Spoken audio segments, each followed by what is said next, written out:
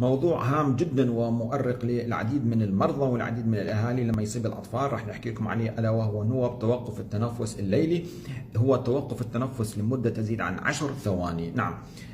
من اعراضه نشوف انه مريضنا في عنده شخير، يفيق كذا مره بالليل، يفيق الصبح مرهق تعبان، يظل اثناء عمله تعبان، ممكن حتى يغفي اثناء العمل.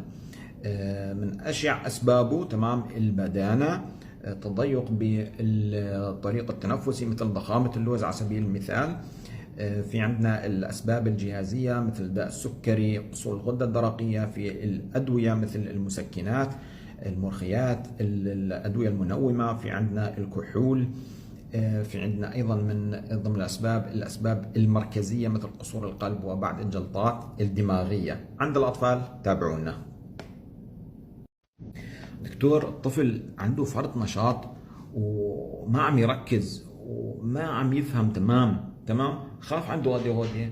لا، في شيء اسمه الشخير ونوب توقف التنفس الليلي عند الاطفال. مثل ما حكينا عند الكبار، الاطفال ايضا في لهم موضوع خاص. تمام.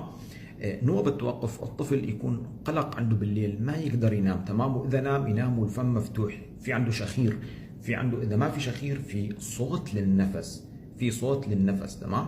فالشيء هذا يخلي الطفل يفيق اكثر من مره بالليل، الشيء يخليه يصير تعبان الصبح لما يفيق، لذلك ما يركز بمدرسته. الطفل ايضا ممكن ما يكسب وزن. في اطفال بالعكس يصير في عندهم فرط نشاط وصعوبه بالتركيز. تمام. انتبهوا. نعم. ما يزيد وزنهم. وفي الاطفال بالخمس سنوات ممكن يبلشوا يبولوا على حالهم بالليل. فانتبهوا.